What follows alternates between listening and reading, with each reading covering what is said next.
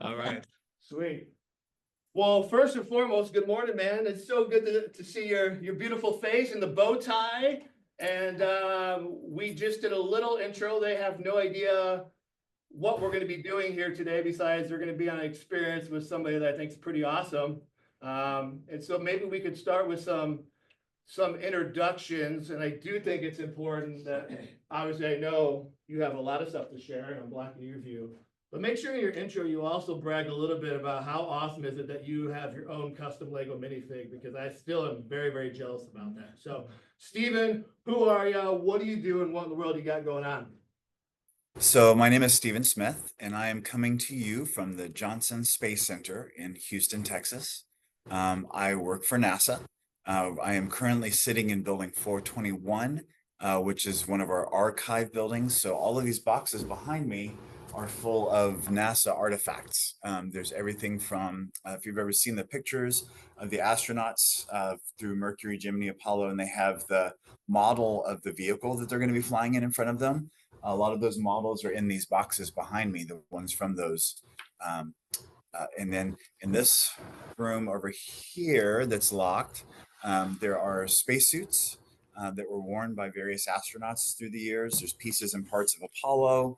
There are all of the cameras that they used through all of the missions. And my favorite in there is Mae Jemison's, the first African-American woman in space. Her suit is in there with her tags and stuff on it. I think is really cool. So I'm a communications strategist is my current title. Up until very recently, I was an education specialist. I've been working for various contracts with NASA for the last 8 years. Prior to that, I was a classroom teacher for 20 years in classrooms in schools that no one else wanted to teach in, working with incredibly interesting students throughout the years. Most often the kids that no one else wanted to teach ended up in my classroom, and I was able to get through that with some success. So I hope today to share with you a little bit about things that got me through as a teacher, but also specifically things that we're doing at NASA and the ways that we use play, the ways that we use our imaginations and innovation and all that sort of stuff, as well as some research. I'm currently working on degree number 6. I'm about halfway through a doctorate. I've got another year and a half-ish before I'm officially Dr. Smith, which I'm really excited about. So I've got degrees in paralegal studies, education, art, neuropsychology, infrastructure planning and management, and now I'm getting my doctorate in public health education. That sounds impressive, but really genuinely, I just like student loans. I think they're awesome and everybody should have a bunch. So that's really where we are. And I'm also a bow tie enthusiast. One of my favorite things that I've gotten to do at NASA, I got to work with Lego.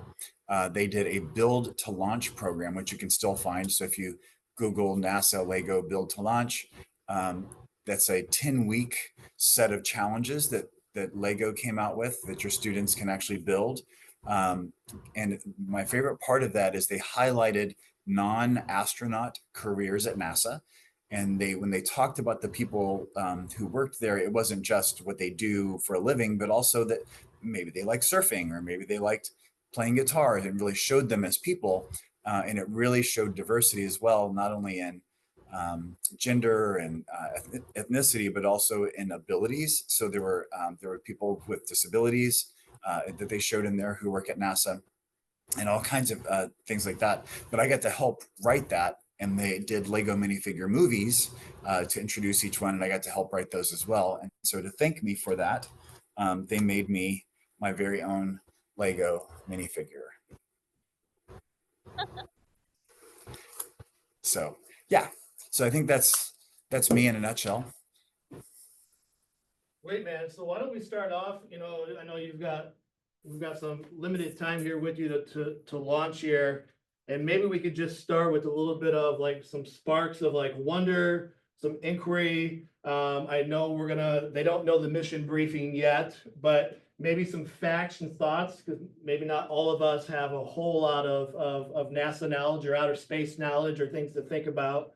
And then also layer in some of those things that you talked about as well with your your education, career, and connections to how NASA operates. And then I'll also open up the floor at any point. This is interactive. He's not one that just likes, I mean, he can talk on a lot of really cool stuff, but if you have questions, we can interrupt and you can probe questions. So don't be passive. Like, this is an opportunity not just to sit and get. And Yeah, so absolutely. it's important. It's really important. People do. I say that. You have an opportunity to talk to someone from NASA. So he says something, you're like, wait, tell me more. Interrupt and ask. It's okay. He can handle it. So why don't you start off with some sparks of wonder there, my man? So we are currently living in what NASA refers to as the Artemis generation. So prior to this, we've had Mercury, which taught us that human beings can live in space and go to space. We had Gemini, you may call it Gemini, but cool people at NASA call it Gemini. I don't know why they do, but I just picked it up because of that. I try to sound cool. But the Gemini program was 2 astronauts going to space, and that proved that we could work in space and live in space long enough to make trips to like the moon and places like that. Then Apollo obviously showed that we could get to the moon, work on the moon, come home from the moon. Maybe I should say also, we actually went to the moon. That was a real thing that happened. And I'm not knowing the audience, maybe I back up a little further and say the Earth is in fact round. We know, we checked frequently. Thank you. You're welcome. So, but then from Apollo, and by we, I mean President Nixon, decided that we should not continue pushing farther out and or working longer in and around the lunar surface. I decided instead to focus on low Earth orbit, which is about up to about 300 miles out from the Earth. And we then started the shuttle program, which ran from about 1981, all the way until 2011. The end of that program was us building the space station, which has been crewed continuously since the year 2000. So for the last 24 years, this last October, there have been human beings living and working in space continuously for 24 years. So people who are less than 24 years, their entire life, there have been human beings living and working in space, which means that for the last 24 years, there has not been a moment that every living human being was actually on the planet Earth, which I like that. I don't know why that makes me happy, but it does. We are now embarking on a second phase where we are again pushing out into our solar system. The Artemis program is specifically targeting the moon and putting infrastructure on the moon. And we're going to have the first woman and first person of color and first Canadian orbit the moon ever. The first human being since 1972. That's coming up this coming year with Artemis 2. Artemis 3 will land the first woman, first person of color on the moon. And then again, we're building infrastructure on the moon. We're building infrastructure around the moon with the point of learning how to be on a planetary body that is not Earth for longer and longer periods of time. The point of all this is to have human beings walk on Mars. But we want to learn on the moon because I can get to the moon in 2 to 3 days. That means that if something goes wrong, I can get my astronauts home in 2 to 3 days. If they run out of, they need a part, I can send them that part in 2 to 3 days. If they need extra food, I can send them that food in 2 to 3 days. We are actually partnering this time, this isn't just a US thing. This is international partners and also private partners. So for example, you may have heard of SpaceX. They're working with us on an ascent-descent vehicle that will go from an orbiting platform around the moon down to the surface, taking astronauts back and forth. We're also partnering with Blue Origin, which is owned by a fellow named Jeff Bezos, you may have heard of. You may know that Jeff Bezos owns Amazon also. So our hope is that, right now we have this 2 to 3 day window to get to the moon, but with partnering with Amazon, we may be able to get Prime and get things overnight, we're hoping. That is not true. It's still 2 to 3 days. But with Mars is so far away that from the time we leave till the time we're able to get back is about 2.5 to 3 years. It's a 6 to 9 month trip just to get to the moon. Then because of the orbits, we have to wait 18 months for them to come back around. And then it's a 6 to 9 month trip back. So we want to learn, we want to make the mistakes that we're going to make. Notice I didn't say that we might make. We want to make the mistakes that we are going to make on and around the moon, where it's safer, where it's closer, as opposed to being all the way out at Mars, where if they call back with problems, our best help for them is good luck. It's so far away that the just getting a transmission, just sending a voice um, or computer signal or laser signal, whatever it is, it's all bounded by the speed of light, which is 186,000 miles per second, which sounds stupid fast, and it is. But even at that speed, to get messages to Mars at some points in this orbit can take up to 20 minutes. And that's one way, not round trip. So we're doing all that work. And as we do that, there's things that we know. We know that there's a really famous saying that actually came not from a person, but from a character in a movie who was playing a person, Gene Kranz, in Apollo 13, famously said, "Gentlemen, failure is not an option." And that became a whole thing. And people have t-shirts with that and buttons with that and all that kind of stuff. But I'm here to tell you that even here at NASA, we know that that's not true. Failure is always an option. And if you're going to do something amazing, if you're going to do something creative, if you're going to do something human beings have never done or that you've never done, you're going to fail. You're just going to. And so the object isn't to not fail. The object is to learn from the failure, try again, and the next time fail better. So as we move forward, we know there are going to be failures. We know there's going to be things that don't work right. There's also an interesting piece of neurological research that's been done by a neuroscientist who's also a musician. So what this person did is he put people into a functional MRI machine. What that does is actually shows you what parts of your brain are active at any given point as you're thinking about things or as you're seeing things. You may have heard of studies where they did this, where they put people into the machine and they show them pictures and they can see what parts of their brains light up and do different things like that. So what this guy did was he put his friends who were also musicians, not magicians, although that would be really fun, musicians into the machine, and then he improvised music with them. So this was not music that they knew, they were making new music. And what he found over several years of research is that there's actually a part of your brain that lights up when you're trying to not make mistakes. It's what we call your filter. And you will notice through this process of speaking and getting to know me a little bit that I don't have a very good one. This is the thing that keeps you from saying the curse word in front of your parent or in front of the students, or keeps you from telling your boss what you really think about them when they're making you mad. You have this piece that shuts down some of those processes and keeps you on the rails. It turns out that if you're using that part of your brain, the part of your brain that is responsible for innovation and creating new ideas and new thoughts won't work. They are antagonist to each other. So basically speaking, if you are afraid of failing, you cannot create new things. It is physically impossible. Those two parts of your brain will not be turned on at the same time. So you have to then just embrace, as I have, the real fact that you're probably going to look stupid and just put that idea out there. And you've seen this in your classroom if you're all teachers, where the students who are afraid to ask the question, right, that sort of shuts down their ability to then go on and process and do the cool thing or learn what they need to learn. They've got to, the student who asks all the questions and is just out there ends up being the one that comes up with that brilliant idea. So as I, at whatever point Aaron says that we're going to do this, give you your assignment for today, I want you to think about that.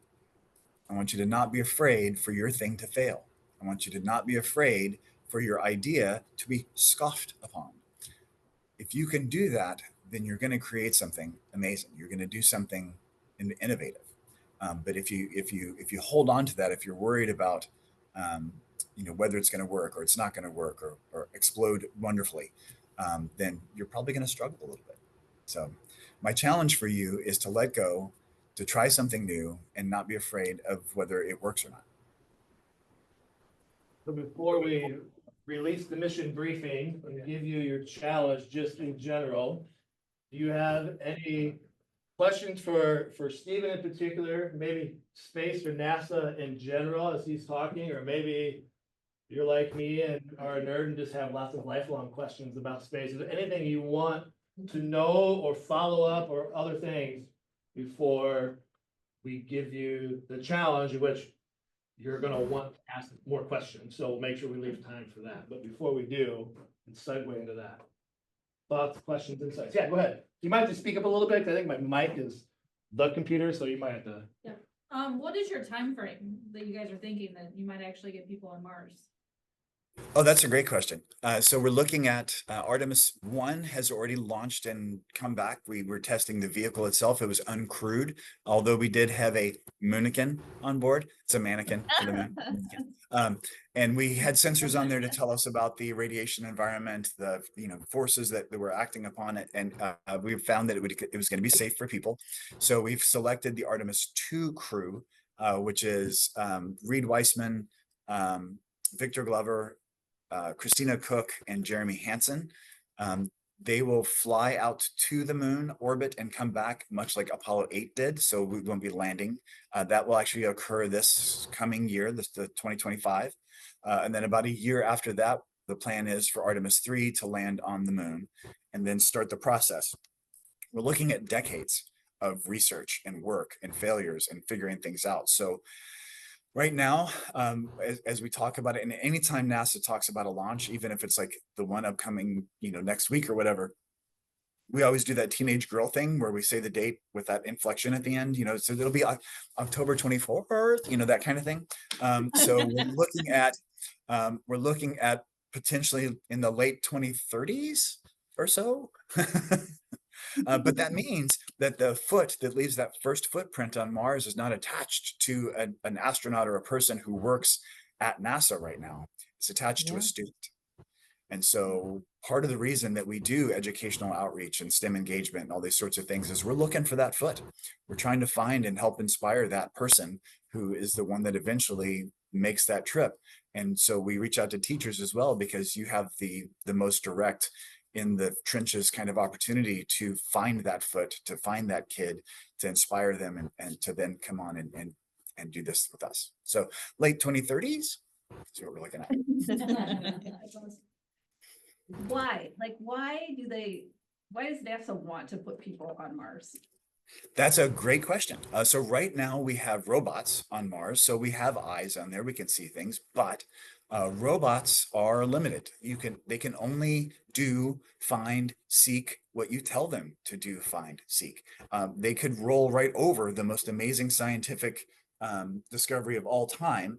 Baby Yoda could have to duck under when it rolls over top, and if it's not looking for Baby Yoda, it won't know to say, hey, I found Baby Yoda.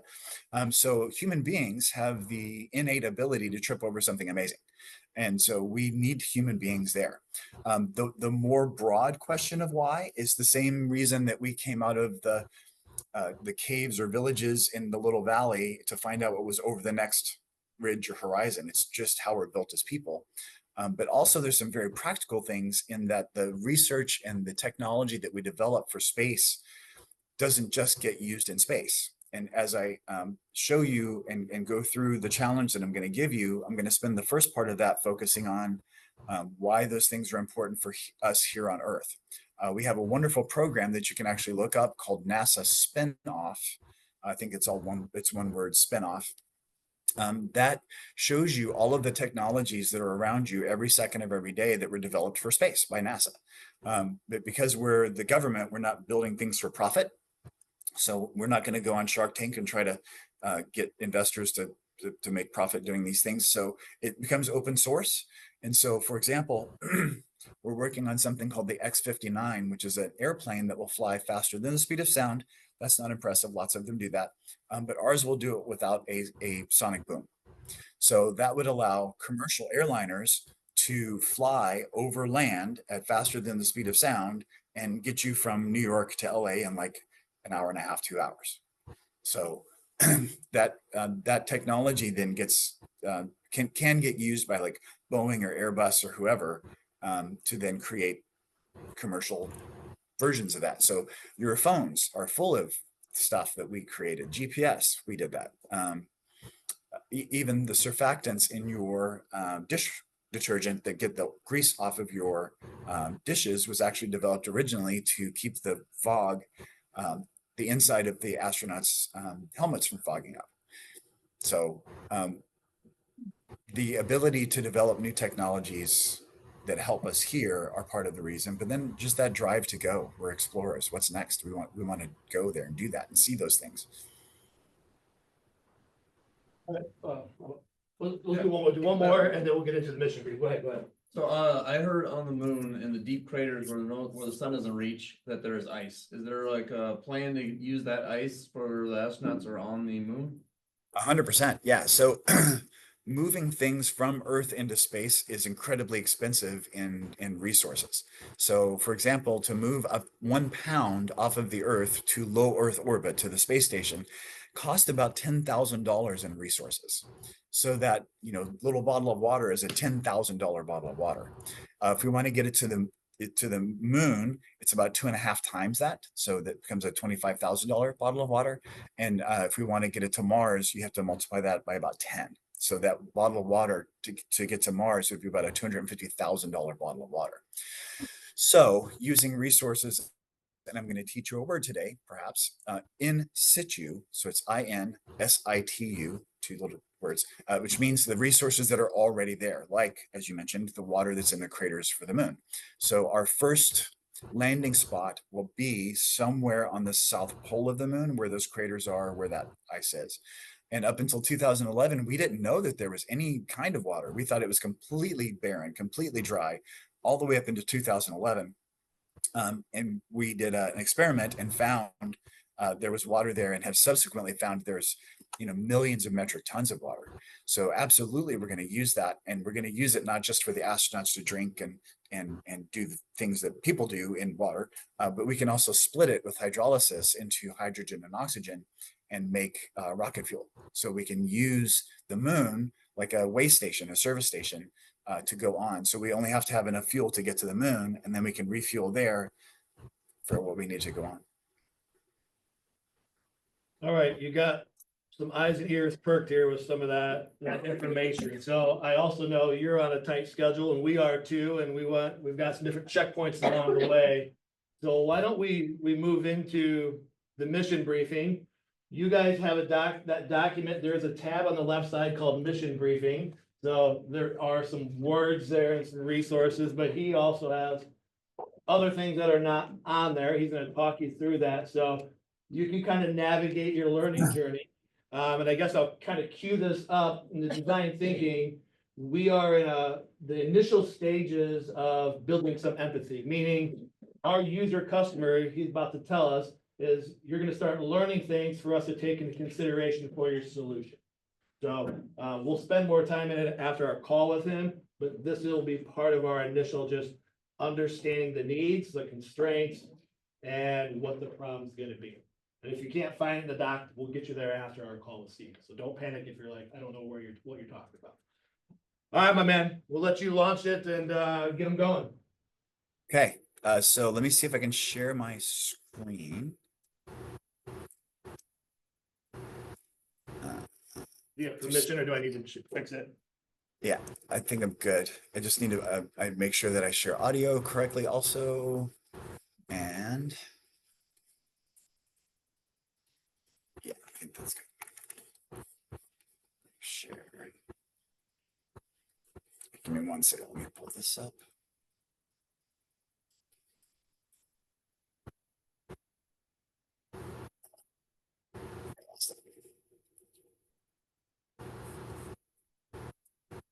Okay. Now, share.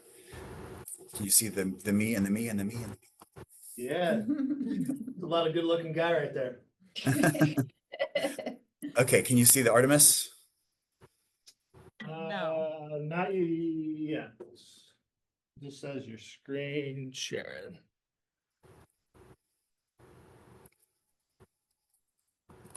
Try it again here. Try it one more time. Try to find the right thing here.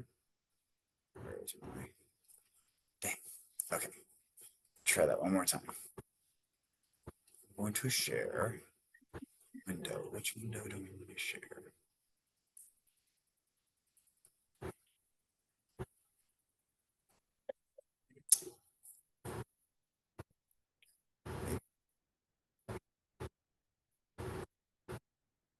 Screen. Let's try that.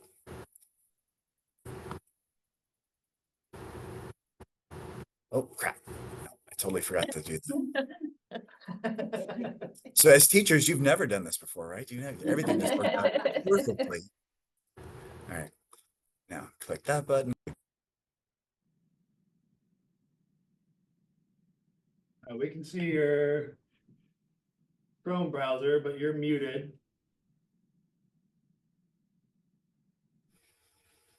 How about now? We can hear you now. Can you hear me now? Okay. And can you see my PowerPoint? Yeah, we're good. Okay. All right. I'm going to leave it in this mode. I'm sorry, I'm not going to go full screen because I'm afraid I'm going to lose it. So, but I will show you that this does something cool. So you can see the moon kind of out like that. Anyway, so what I want to talk to you about today and what challenge I want to give you, I'm going to give you the basis for, from whence this came. So as astronauts are going into space for longer and longer periods of time, we have to think about what happens to their body when they're in these various gravity environments. And we need to prepare for what's going to happen to them, and we need to keep them in shape so that when they get to Mars, they can get out, do work, be healthy, and survive the 2.5 to 3 years and come back alive, healthy, and well. So we have to think about something called functional fitness. So functional fitness should be fun. See, it's right there in the name. And functional fitness is that fitness, that ability to move your body in ways that are helpful. So this isn't bodybuilding. This isn't, the guy standing in looking in the mirror, doing the dumbbell curl with just his forearm. So his forearm gets, and his pinky is in the right. It's not that. This is how do you move on a day-to-day basis? How do you stand up from a chair? How do you put something over your head? How do you pick something up off the ground? It's those kind of movements. Does that make sense to everybody? And I can't see you. So if Yeah. Thank you. Okay, so really quickly, let me give you a background into why I'm interested in this and how it can help people here on Earth, as well as the people going on into space. So I'm going to share my journey with you really quickly. I'm going to go fast. So I have been through several different iterations of trying to figure out how to work. So what I mentioned earlier, that bodybuilding thing is something called hypertrophy. So that is quite literally just how big can I get? This is muscles that look big, but that aren't necessarily stronger than other or help you to do things. And you've seen some of those guys who get so big that you're surprised that they can get their wallet out of their back pocket and take care of hygiene things when they're on the pot. So I got pretty big in just literally trying to do that work, just trying to get my body big, trying to build muscles. So in doing that, though, I ran into an issue where you may have or may not have heard of this thing, but there was a time where we ran into something called COVID. I don't know if you guys remember that, experienced that, but I got COVID, and I got it early before the vaccinations, before we really knew a lot about it. And I didn't get it just a little bit. I ended up in the hospital for a full week, and I ended up on a CPAP. Basically, they didn't intubate me, but I had double pneumonia, and they had to force oxygen into my lungs. Now, what that ended up doing was the bacteria in there left scar tissue that took about 20% of my lung tissue. And so I really struggled to be able to function and breathe and do those things. So that led me to look, instead of just how big could I look, to think about how fit could I be. So how strong could my heart be? How well could I process oxygen? How well could I actually do things that move my body? So that led me to CrossFit. CrossFit is how strong, how fast, how fit can I be? How can my body function? And any sort of the way your body looks is just sort of a nice byproduct of that. And I did that pretty well. I really enjoyed it. I competed several times in the CrossFit Open and things like that. And then I had another setback. And in October of 2022, I was diagnosed with oropharyngeal squamous cell cancer. That ended up taking a big toll on my body, and you can see how much weight I lost in some of those, and I had actually gained a lot back by then. I ended up going through 6 months worth of treatments in 7 weeks. Because I was big and strong, my body was very healthy. They were able to be incredibly aggressive and really get there and knock out the cancer. But even with as big and strong as I got, I felt like I needed to be bigger, stronger, because I knew that I was going to lose a lot of weight. I knew that this was going to take a toll on my body. So I started working really hard. Now, in this video, I'm doing a 375-pound deadlift. So I had gotten up to about 225 pounds body weight at this point, getting ready for my cancer treatments. So this is a 375 for 2.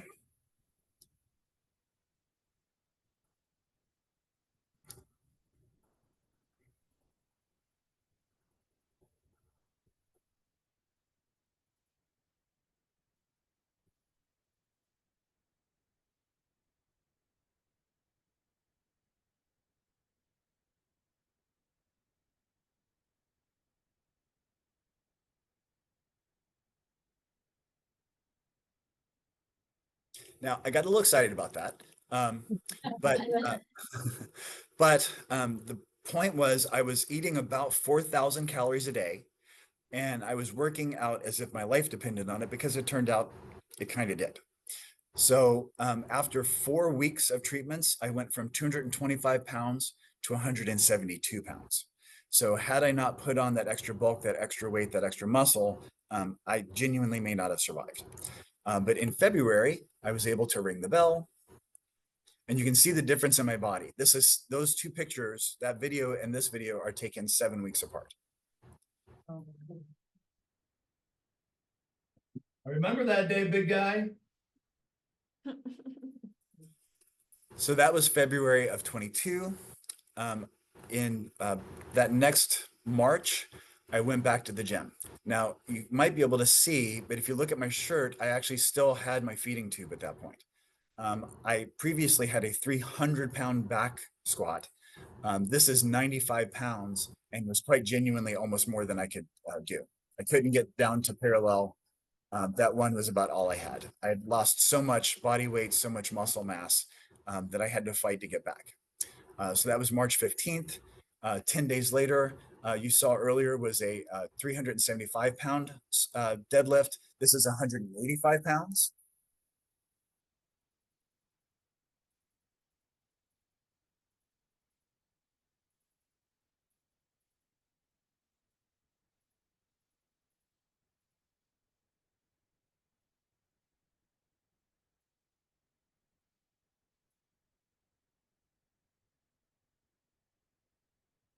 I had to take a knee very quickly because I was about to pass out from from lifting 185 pounds. I kept pushing. By May, I actually did the workout Murph, which is a 1 mile run, a 100 pull-ups, 200 push-ups, 300 air squats, and then another mile run. Now, I did not run that mile. I shambled very zombie-like for a mile. Then I couldn't do pull-ups yet, so I was doing ring rows. I couldn't do a push-up, so I actually have a ball under my pelvis, and I'm kind of teeter-tottering back and forth instead of doing an actual push-up. And then I did do the air squats, and I split the middle part with my daughter. So I did one, she did one. And so I basically did half of the middle, and made it to round 17 before I threw up the first time. But I did it, and I was back kind of there. By September 28th, I'd gotten my deadlift back up to 300 pounds. And then in March of 2024, a year and a week exactly after ringing the bell previously, I competed in the CrossFit Open, and I matched my previous score. But I did that through training my body with functional fitness. Again, not trying to look big, not trying to, but how could I move? What things could I do with my body that would get me to where I need to go? So as we think about our astronauts and the things that they're going to have to do, we have to think about the same sort of thing. Now, in order to be an astronaut, you have to have good cardiovascular fitness for your body to handle all the various gravity environments that you're going to be in. Strong upper body strength in particular, because when you're in low or no gravity, you actually don't use your legs very much. You pull yourself around with your upper body. Obviously, flexibility and dexterity, endurance and stamina. When they do the spacewalks, they're in that suit for up to 12 hours. And just closing your hand is a little bit like squeezing a tennis ball because of all the pressure in the suit. Obviously, you have to have good balance and coordination and good vision and hearing.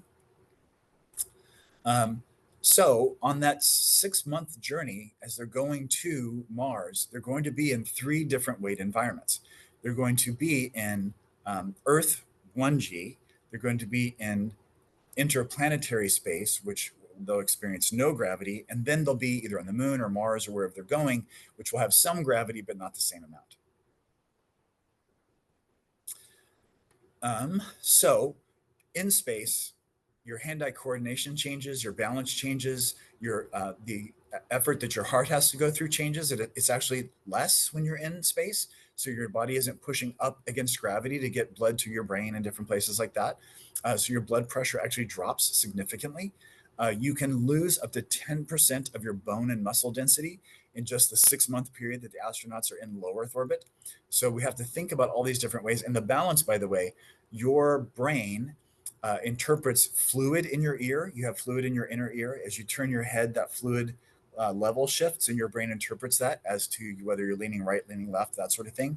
When you're in space, the fluid in your ear does what fluid does in space, which is just kind of glob together and move as it wants to.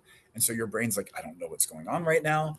And anytime your vision and your brain disagree with each other, the tendency is for you to vomit. So something that they have to think about and worry about. In the various gravity fields, we talked about that. So the risks are reduced muscle mass, bone loss, fluid shifts, sensory motor skills go wonky. Right now on board the space station, we have various functional fitness equipment for them to use up there. But even with that, they can still lose up to 10% of their body mass trying to come back. So we're trying to figure out how to do that. So what I want you to do is I want you to design a device. Sorry, I was thinking device and design at the same time, and it came out divinely. So what it needs to do, you need to design a device that will help your astronaut perform a functional fitness movement inside of a habitat at a level that will mitigate atrophy from lower gravity environments. What that means is we are not doing aerobics. I don't want some thin little band of elastic that you're going to pull 705 times to get that good pump that isn't really going to make you stronger. You need to challenge those muscles as if you're doing resistance training with like weights. So you need to think about not 15 reps of 50% of your run max. You need to think about 5 reps at 70 to 80% of as much as you could possibly do. So this needs to be significant resistance, not just rubber bands that are stuck to stuff. Does that make sense to everybody? Yep. Can I get an amen? Yep. Yes. Okay. It also needs to be able to sort of like transformers minimize down to fit into the limited area that's available on spacecraft and habitats. So we won't have dedicated gyms in spacecraft, but we need to be able to stow and unstow these things. So they need to be able to fold up and move out of the way. And they have to be able to function in low or no gravity environments. So 3 things: has to provide enough resistance to create strengthening and muscle building. It has to be able to be minimized and folded and put away to maintain the limited area available. And it has to be able to function in low or no gravity environments, either one. Questions about that? Okay, I'm going to hold off. I'm going to hold off showing you examples of what we do because I don't want to influence your designs. Now, this is something that I want to challenge you to do when you do these kinds of things with your students. Do not show them examples. If you show them examples, guess what you're going to get back? They're going to try to make your example. That's not what we want to do when we're trying to get students to innovate. That's not what we want to do when we're trying to get students to be creative and to flex their critical thinking muscles. You want to give them the parameters. What does this thing need to do? If there's size, shape, weight parameters, you want to do that. And then just let them go and stay out of the way. Questions? Questions or anything else you want to know before we get into the process? This is your time. If you have any wonderings or other things you might want or need to know before you start designing. Is there a weight limit, like for the, That's a great question. So mass going to space is never your friend. Remember that $10,000 per pound issue. So you don't want to just send up a set of like Olympic weights. Like that's the other side of that is if I just send up heavy things, they will provide resistance in space. Heavy things are still heavy in space. You don't experience the weight in the same way, but remember our friend Newton, that an object at rest wants to remain at rest unless acted upon by an opposing force, right? And in order to overcome that, you have to overcome the inertia of that thing. So if a thing weighs 100 pounds, in order to get it moving, you have to exert 100 pounds of pressure on it. Now, once it's moving, it just keeps moving until you exert 100 pounds in the opposite direction and stop it.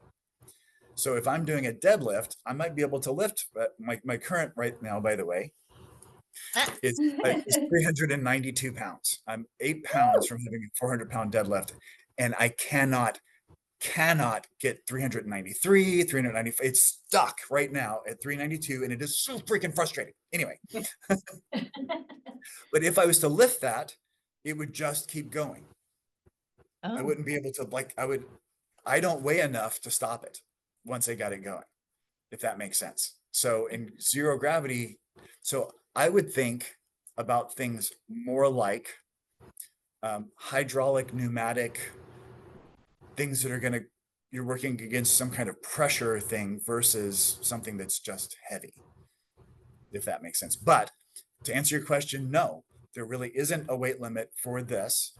I would say though, just try to err on how can I make it more efficient versus just making it big and heavy and bulky. Is there a budget limit? Or do we assume that NASA funds all? Taxpayers are paying for this, so spend away. We'll layer that into part of our design layer, but go ahead, Stephen, go Yeah, ahead, there's something you need to think about. In real life, obviously, because we are stewards of your money, everything has to be as economically efficient as possible as well. So our entire NASA budget is 1/10 of 1% of federal spending. Compare that to the 68% of federal budget spending that is defense. So yes, everything is budgeted. And Aaron, I'll let you play with that if you want to. Sometimes what I do is if we're doing something like building a rocket, building something, then I will create a budget and you have to pay for all the materials, but also you have to pay to test it. So that's some fun things that you can throw in there. But for this one, I did not put in a budget. All right, Stephen, so I know you've got work and I know you're gonna check back in roughly 20-ish minutes. And so I want to make sure that I'm respectful of your work day. And we've got our own timestamps here. So I'm gonna mute and turn my video off. I'm gonna stay on Zoom and then I'll cue my video and audio back up in roughly 20 minutes. Just so I'm gonna work them through the process, but so they know in roughly 20 minutes, you're gonna pitch your initial idea of what your solution is. You don't have to have it solved. We're not going to create it, but just we're going to work through defining. No, don't listen to them. Have a song. Have a song. That'd be awesome. Okay. Yeah. And then you'll be able to give you some feedback, and then we're going to continue on and refine. So just so you are aware when we come back with him. So we're going to move into classroom approach. Stephen, we'll check in with you here in about 20-ish minutes when I cue my video back up. Sounds good. All right, you're the man. I appreciate it, buddy. Nice to meet you, everybody. Over here.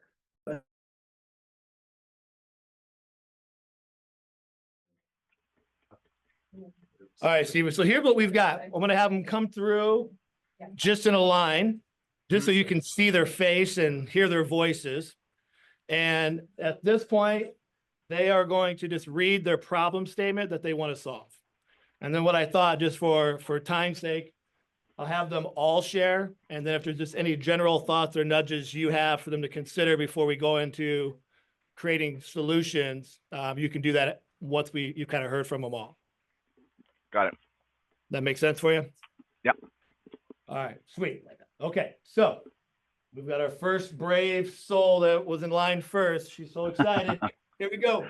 All right, my question is, what would it look like if astronauts had a way to play that also addresses the maintenance of their physical health?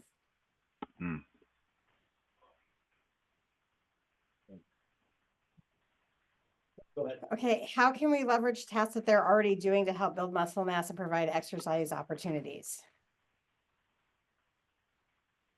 How might we help astronauts feel successful while addressing the physical or mental challenges of space travel?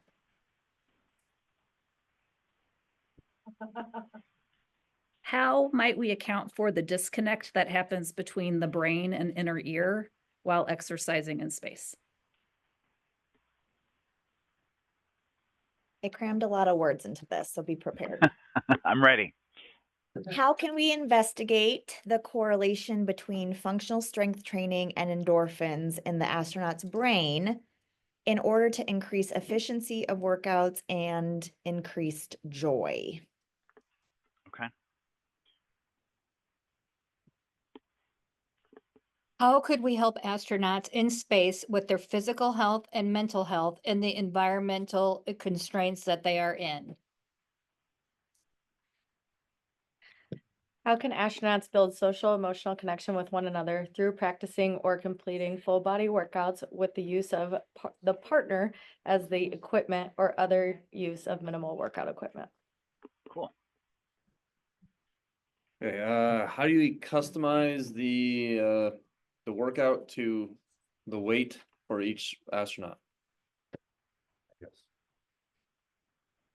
How do we simulate gravity in space? How might we create a solution that addresses muscle loss for astronauts in zero gravity environments? In what ways can we develop a portable exercise equipment that lessens bone loss and muscle atrophy for astronauts?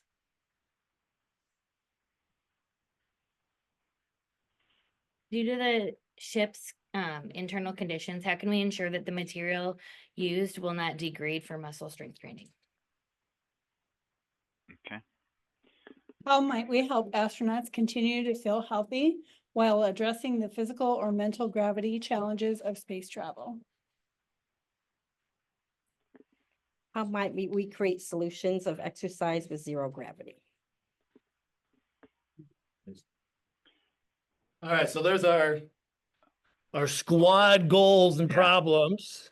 And so we're gonna move into some iteration here and come up with some prototype ideas. But as you were listening to that, Stephen, any ideas that come to mind, any questions for us to process before we meet with you at the very end and actually pitch our solutions? Any thoughts that come to mind from your end? Yeah. So there was a wonderful variation in ideas and the way people are thinking. Some people were very succinct in like, here's the problem is exercise, the problem is muscle loss, and I'm focused on that. But I also really liked how other people sort of played with other aspects of exercise. So I will tell you that very specifically, exercise is more than just what happens physically to you. It also does have serious psychological, mental benefits as well as, and I really liked the person who was looking at social connection. So very much my gym bros are you know, a huge part of my social interaction with people. And many of my very good friends are made through and connect with me in that way. And that's a wonderful way to build community. And that's something that we have to think about in addition to the physical things that happen to astronauts when you're in space.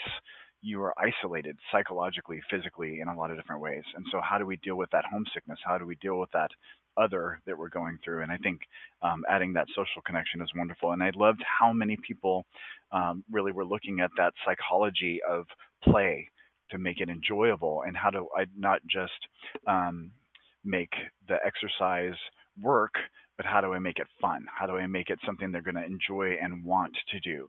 Because as you know, again, working with students, that the activities that they're excited about, the activities that they want to do, they'll do better at. They'll put more effort into. You're going to get more intensity if they're having fun. I loved the person who was looking at the endorphins and making workouts to create joy. I thought that was really awesome. So I love those ideas. I also really like the ideas of, there were a couple of people who had things that were looking at using things that were already there. So work that they're already doing, how do I make that exercise? How do I make that something that's benefiting, but also part of the day? So it's not necessarily separate. And then there was one person who was really looking at the materials. And I thought that was really cool. So I'm excited to see where you guys go with all of these different things. And I didn't have any major red flags for anybody. I also really liked, there was one person who specifically said not just measuring the quantitative, like how much muscle do we keep on, how much bone density do we keep on, but that they would feel healthier. That was cool. I like that idea of that they don't just measurably have more muscle, more whatever, but they actually feel better. They actually feel healthier. That's a huge part of what I look at as a fitness trainer and stuff as well. So great ideas, all of them. I really like them. I love the looking at disconnect between inner ear. So some of those exercises can be also stabilizing and getting your body back where you need to be. So bravo. I don't have any major notes to a negative way, just love some of the paths that people are taking, especially the ones that are a little off the beaten path a little bit. I think those are my people. I like it. I'm excited. Sweet, man. Well, if you're still good with your schedule, we will check in 30 minutes. So 10 till, where they will come back and they will pitch the solution to their problem statement to you. And actually you can hear what they came up with. You still good with that? I'll be here. Sweet, man. I will shoot you a text and we'll plan for 10 till. Okay. Sounds good. All right. Sweet, man. Thanks. Yeah. Hey, glad it worked out again. So yeah, we'll have you come up in line, refresh for Stephen's memory what your problem statement was, and then your pitch of your solution. We'll keep it roughly 30 seconds. I know we could probably talk a little bit longer. That way we can get through them all, and then he can share some final thoughts on your ideas as well as kind of this experience. So we'll get right back up in our rodeo fashion line like we did, and see what Stephen thinks of your innovative ideas. I think we got some good ones here. We have a few of them, Stephen, that say they need a patent already. So, you know. Okay. Ready? Yeah. Okay, so my question was, what would it look like if astronauts had a way to play that also addresses maintenance of their physical health? So what I was understanding you saying was that they're struggling with their physical and mental health, especially that physical health affects their mental health. So I'm thinking 2 bands or bars or bands, still thinking about that, on the top of the ship and 2 on the bottom, and a dice that has various partner activities that they could do, either pulling down, pushing up, one hand, somersaults, I don't know. And then that leads to happier people because they're building camaraderie with each other, and there's a leaderboard because of the competitive nature of the activity. Yeah, like that. Okay, my question was, how can we leverage the tasks that they're already doing to help build muscle mass and provide opportunities? So I thought about different things. I know that in space there's wait lists of things that are floating around. So how can we use that to have them put resistance on those type of things? I also wanted to add some type of competition into it, like who can finish things the fastest or who can do things so that they are competing or trying to win, keep it fun. And then looking for ways to make the everyday tasks more fun. Okay, I was trying to customize the workout for each individual. So I have a chip in a band. This is based off of e-gym type of thing. So the chip has customized to that one person, so it has the restraints and the positioning of this bar system where there's restraints. Where this bar is unmovable, this one can is like a robotic arm, they'll go up and down. Based off of what their how tall they are and all those kinds of things. And then you got little like dots where they can see a screen in front of them, where like we're basically playing Pac-Man. We can also do like another mode where there's like a high score, you pull as hard as you can, and that's just the robotic arm moving, bar moving up and down. Cool. All right, so I kind of threw out my simulating gravity ideas because I thought cost, space, and nausea was going to end up being a problem. And so I went with a just beat it egg beater concept, where using as you're increasing rotation with an egg beater, you get more resistance. And so thinking taking an egg beater, placing it in a box with some kind of like viscous fluid that's hopefully low weights. Eventually like to change it with some kind of gas, but don't know enough about that stuff to come up with something. But using viscous fluid, double crank model, using that for feet and hands at the same time, connected to a computer screen that simulates biking, maybe fishing, having challenges for them to get some mental health stuff in there and just some fun. And then that ends up making a smiley face astronaut.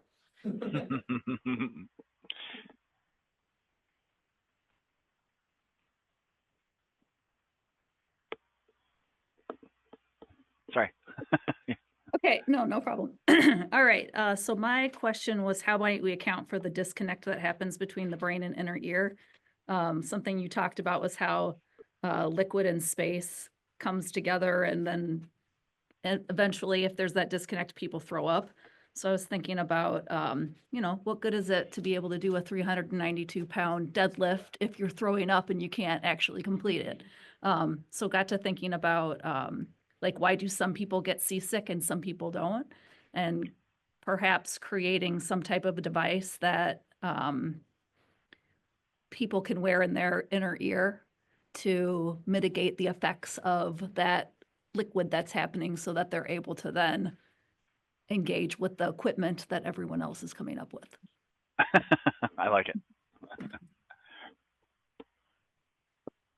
All right, I was the one that just threw out the idea of the correlation between functional strength training and endorphins. And so I'm sure there's science to be able to measure the impact of functional strength training and endorphins. So like creating enough of an effect size to see like what would be that data to be able to create the training program necessary to make astronauts have the like gain muscle mass, but also have the endorphins needed to sustain that length of time and space. Because something you threw out there was we don't know who these people will be. And so we could test it on current astronauts, but if we know like in general how it would impact people over time, we'd be able to know who these future people would be and how we would create a nuanced enough training routine for them. So then I assume you have some spare simulators at NASA. So then you would use Laying one of around, those, yeah.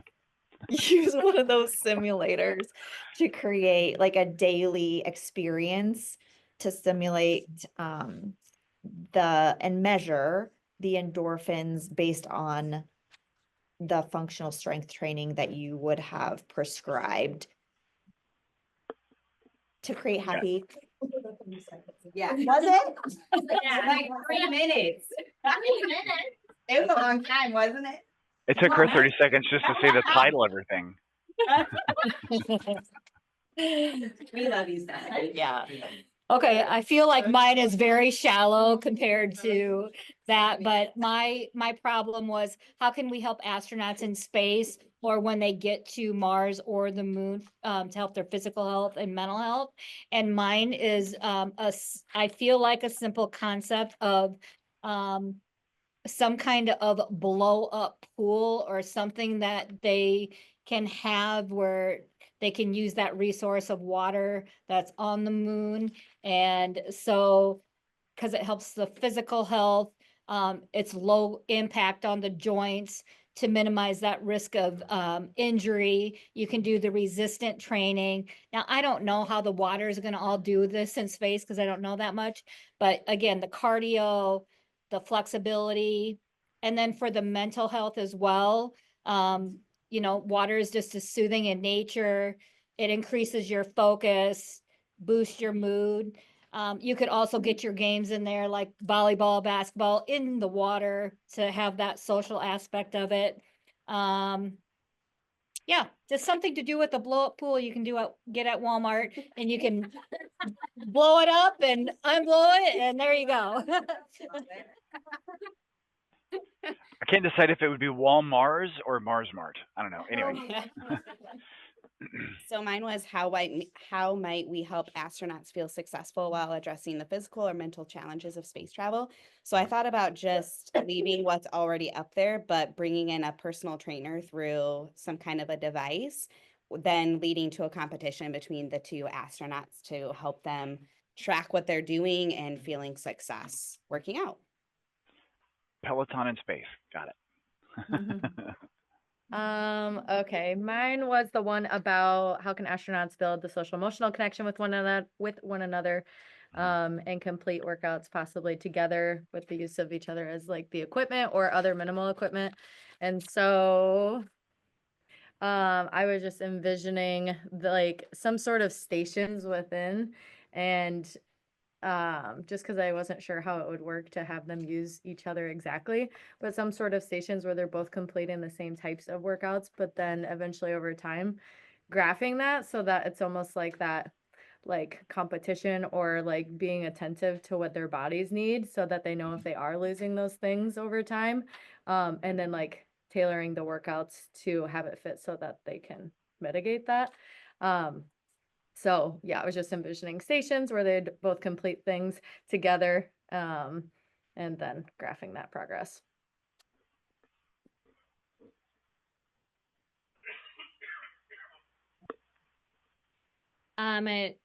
So I had a question just about the integrity of the material, and the conditions on the spaceship, just because I was thinking something more of having a variety of strengthening cables or like rubber cables.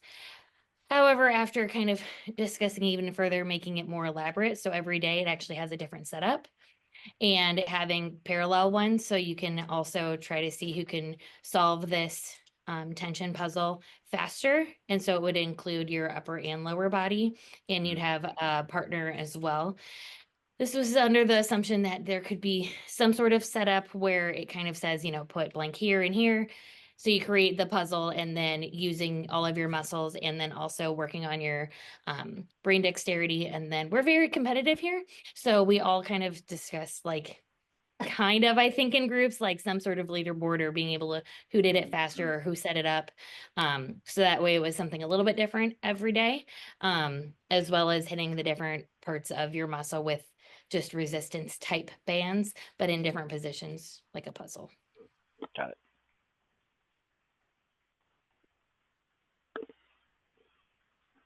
Mine focused on the loss of bone density and muscle atrophy.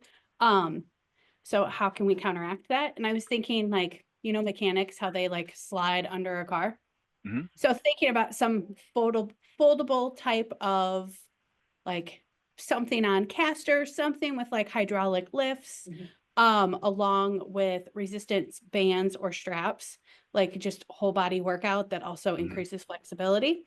And then again, obviously like technology to track like bone loss, and muscle atrophy, like starting and then as they continue. And obviously like competition, like, you know, there's literally a table with positives and negatives on there. But then individual graphs also to kind of let them know. So is there this type of workout helps or this combination of workouts help? Yeah, so that would increase mental and physical health and decrease bone loss and muscle atrophy. Cool. Thank you. So my question was, how might we help astronauts continue to feel healthy while addressing the physical or mental challenges of space travel? And I was kind of thinking about doing some high intensity interval training with kind of like a pulley system, which are things that you've already heard before. So and then doing challenges within teams, and then also having maybe like some AI or a robot kind of lead that. And yeah. Okay. So my question was, how might we create a solution to address muscle loss and zero gravity? And so my brain automatically went to like resistance and thinking about how we can use natural resources already there to create resistance. So water or air. And so it kind of landed on air and started thinking about like indoor skydiving and people who have to like try to do that, how much muscle memory it takes and to resist the air, and maybe even like create games out of it where they have to do tricks and flips to kind of create that social emotional piece to it, the competition, and increase their muscle. That's it. Okay. Okay, my question was, how do we create exercise with zero gravity? Because in my head, we're like going to do pull-ups, and my friend says, no, they're going to be flipping all over the place. And we'll realize, oh, I need something to hold them down. Right. So mine was take like hydraulics and have them attached to the spacecraft, and they could pull out, and you could like have footholds, and you could do the pushing or pulling or whatever you have to do to do those strength training. And it would also would have a a trainer, but not only a trainer, like you could have a group of people, because I like to work out with the groups, and then you feel like you're not doing it alone, right? So they could have a group of people in the background, they're all doing stuff, playing some music, going, you got this, girl, yeah, and they're doing all these things, and they're getting all motivated and excited, and then they can chart their progress, and then they come out like happier, well, productive astronauts. So I love the music. Okay. Thanks. All right, Steven, so those are the ideas that they came up with. So I will pass the mic to you for any thoughts or feedback, as well as on top of that, any kind of final thoughts in general Yeah. that you have, and then we'll reconvene here afterwards when you're all Okay. done. So Yeah, so I initially conceived of this as specifically an engineering challenge where you're just engineering a piece of equipment, but you guys actually took it a step further and were really thinking about the programming itself. And one word that I heard over and over and over again was competition. Now, you can probably imagine that NASA astronauts are, cream of the crop. These people, just to give you some context, for our 2017 astronaut class, we had 12 positions open, and we had 18,500 qualified applicants that we had to narrow down to 12.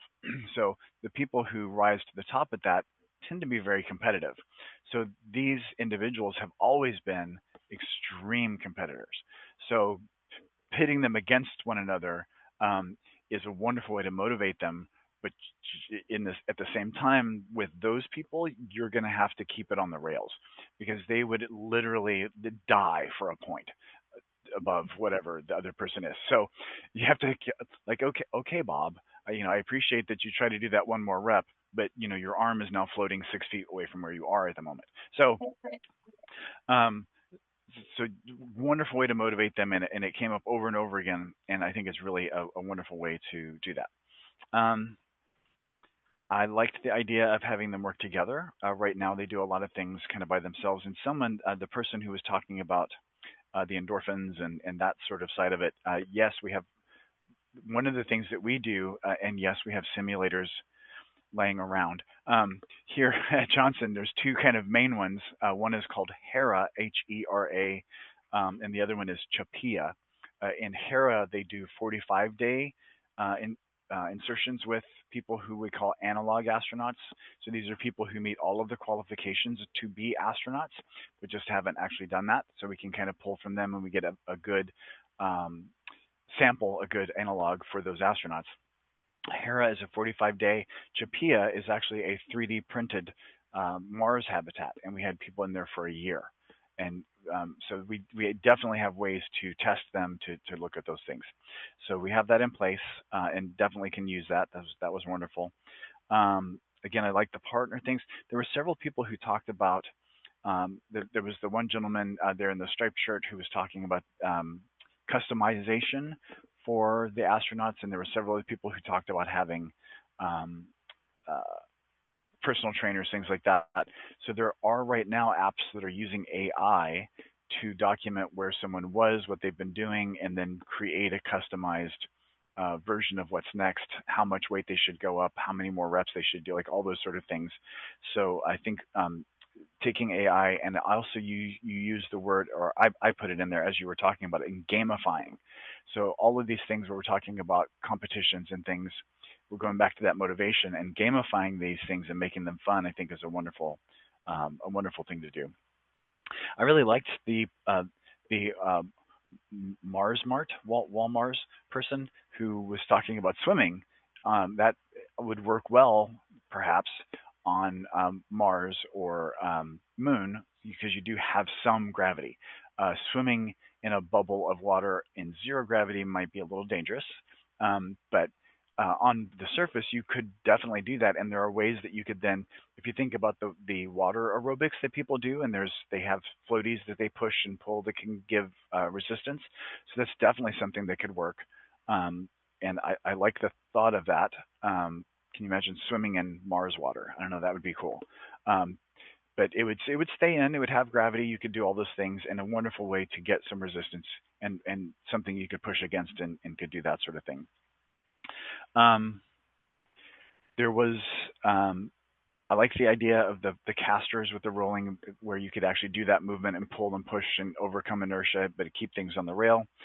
There was one that was problematic, and I don't want to call anybody out, but if you're in zero gravity, and so these things might, the idea of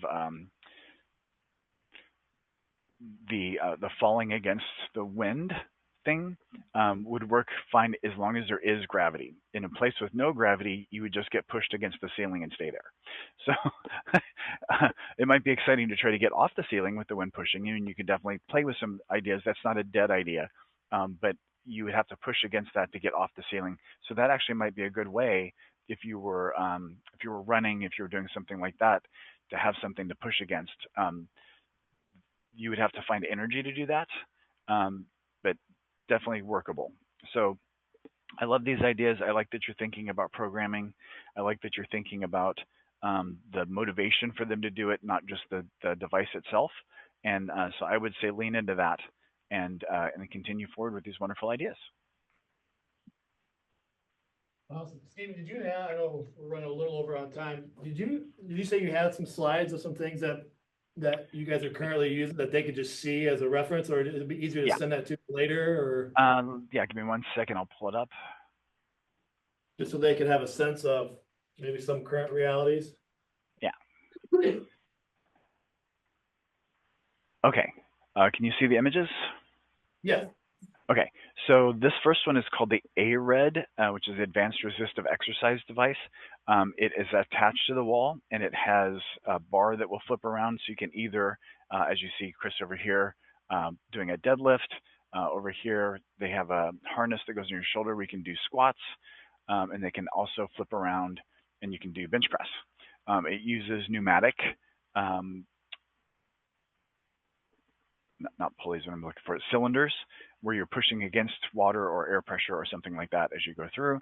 And again, all those, it flips around and changes and morphs and does all those things, so you can do a huge set of exercises.